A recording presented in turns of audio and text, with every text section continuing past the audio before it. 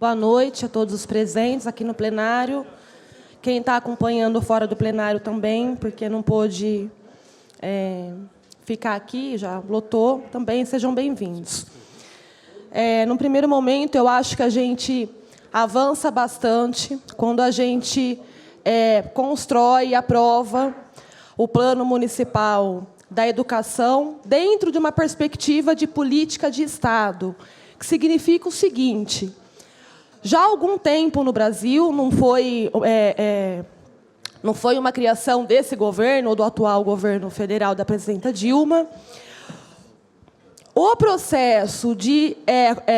construção de metas, de diretrizes para a educação pública no país, ele passa por um processo coletivo, participativo, pelas conferências, onde todas as cidades debatem as suas especificidades, aprovam suas diretrizes e metas, assim como os estados, e o resultado final é um plano nacional que reflete exatamente a diversidade que do ponto de vista regional, as diferenças que as diferentes regiões do país apresentam, no sentido de tentar padronizar a qualidade, o conteúdo para a educação de todos os brasileiros. Nesse sentido, eu acho lamentável a fala de alguns vereadores aqui, quando criticam que o plano deveria ter sido resolvido pelo MEC e vir pronto. Pelo contrário, é um processo legítimo que pressupõe o envolvimento da sociedade como um todo, educadores, alunos, pais, especialistas, não especialistas, porque é isso que vai referendar o processo democrático e tornar esse documento mais próximo à realidade que, de fato, representa aquilo que pensa a sociedade brasileira para a educação. E aí eu acho que a gente dá um salto, inclusive, porque com o passar do tempo a gente deixa de entender a escola como um espaço que forma para o mercado de trabalho, mas que também deve cumprir um papel no sentido de promover a formação crítica de pessoas, de forma que a gente tenha cidadãos mais engajados, de forma que a gente tenha o exercício da cidadania como uma prática, não como um privilégio.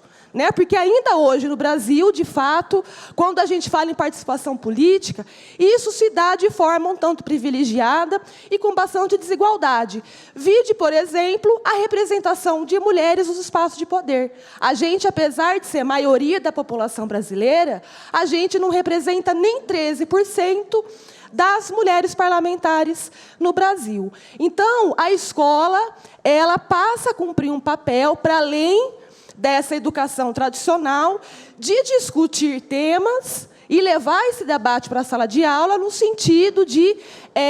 contribuir para a promoção da cidadania, de contribuir para uma sociedade cada vez mais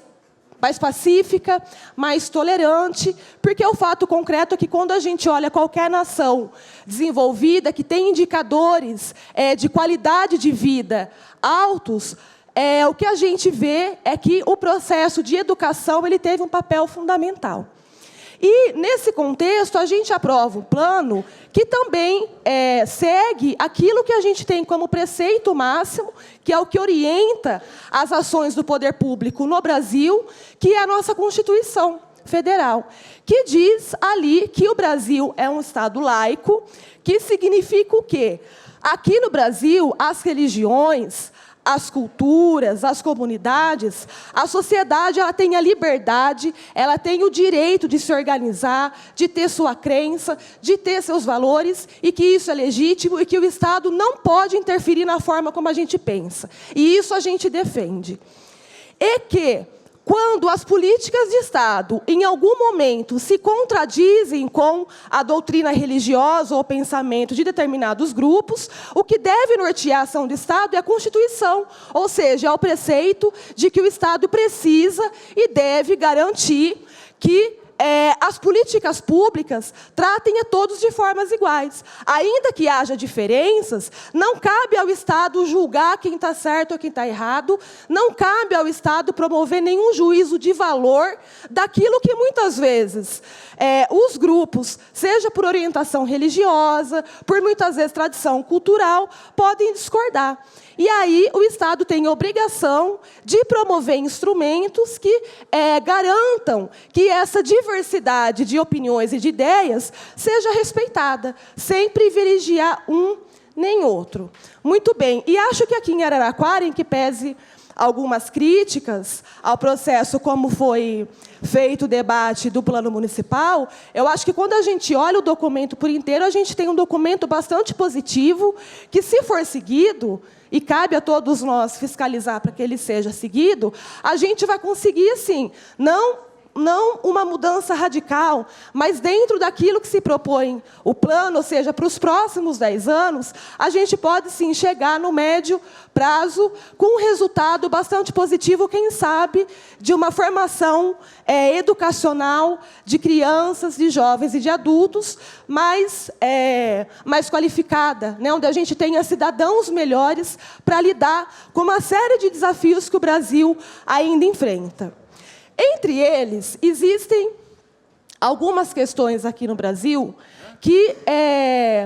não por razão ideológica, mas por razão concreta, ou seja, que a realidade coloca para a gente, que nos coloca desafios significativos,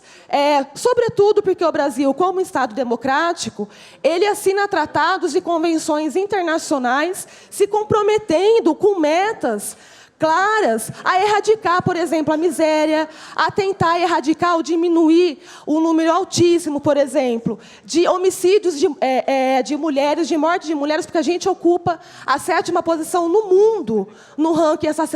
assassinato de mulheres, e isso é uma vergonha para o nosso país. Quando ele se compromete, por exemplo, a incluir determinado número de crianças na escola, quando ele se compromete com aquilo que a Convenção dos Direitos Humanos prega, né? Que, diferente do que muita gente fala de forma até preconceituosa ou desinformada, direitos humanos não vai defender bandido. Direitos humanos coloca aqui questões básicas como acesso a saneamento, a um trabalho em condições seguras, a uma renda mínima que permita que as pessoas tenham dignidade, o acesso à água, à população do campo, ou seja, que o respeito aos idosos, às pessoas com deficiência, que as populações que vivem em situação de minoria ou que ao longo da história foram excluídas das políticas públicas do Estado, que elas tenham esse direito garantido como mínimo naquilo que define a gente como humano. E o Brasil assina várias convenções se comprometendo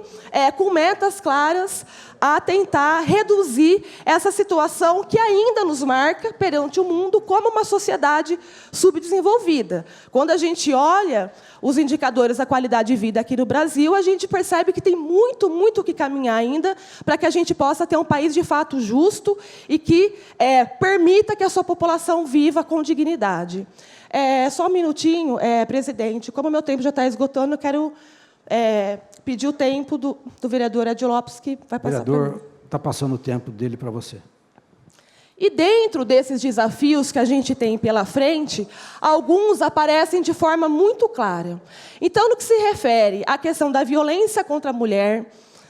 e a situação de desigualdade em que a mulher vive em relação ao homem no Brasil, que se reflete em salários menores. Quando a gente faz o recorte da questão racial, a mulher negra, ela aparece, isso é estatístico, ela ganha quase 30% menos do que a mulher branca, por exemplo, trabalha sem carteira assinada, tem acesso a emprego precário, ou seja, uma situação que ela é mostrada cientificamente, ela é quantificada, e isso é um desafio que a gente precisa enfrentar. Quando a gente fala, por exemplo, em relação a uma convivência tolerante, em que pese a gente vê que o discurso é de que não há preconceito, não há discriminação, independente da orientação religiosa, a realidade é que nos mostra que essa população no Brasil, a população LGBT, ainda enfrenta uma série de dificuldades no que se refere a acesso, desde a serviço público de saúde, como a segurança nas ruas, porque é vulnerável justamente porque tem uma escolha de vida ou uma orientação de vida diferente daquela que a maioria entende como tradicional. Então, o Brasil precisa ainda caminhar em políticas públicas para poder superar essa realidade. Quando a gente fala, por exemplo, da questão ambiental, é porque esse é um desafio gigante no Brasil, que vai muito além da gente falar que tem que cuidar do matinho de plantar árvore, porque precisa de um nível de consciência que começa desde o nosso comportamento da rua, de não jogar papel no lixo, a respeitar animais, a não torturar. Ou seja, é um debate amplo que carece, sim, de ações do poder público no sentido de promover essa discussão e essa melhora no cuidado com o nosso ambiente. Da mesma forma, a questão da educação fiscal, ou seja, a gente tem uma população que conhece quase nada de como funciona o orçamento público, portanto, é facilmente manipulada de um lado e, de outro, exerce um controle, uma fiscalização pífia, o que muitas vezes acaba corroborando com uma situação de corrupção ou de, por exemplo, gasto público equivocado, porque não conhece, simplesmente porque não conhece ou não domina. E aí, no debate da Conferência Municipal da Educação,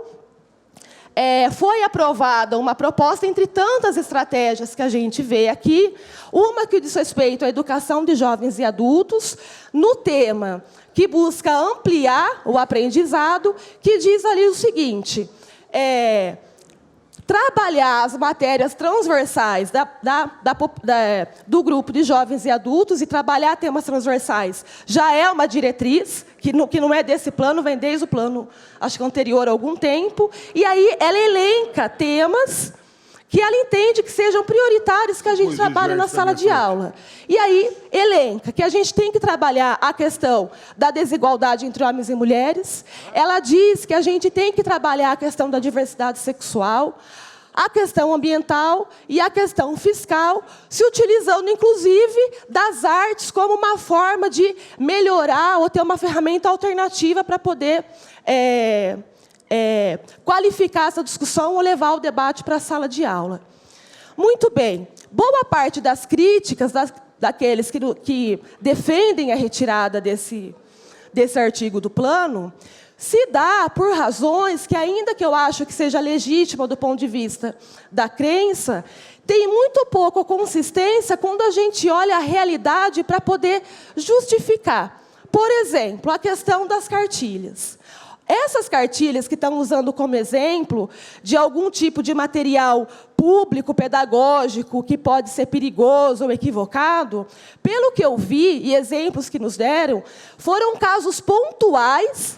em algumas cidades, e aí eu concordo que, quando eu vi aquele material, eu achei muito equivocado. Eu acho que é legítimo que os pais questionem,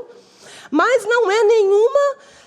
ação oficial em larga escala no país para poder fundamentar o temor de que a gente começa um processo de lavagem cerebral. Porque, assim, como é que se dá? O MEC, ele aprova uma série de materiais didáticos.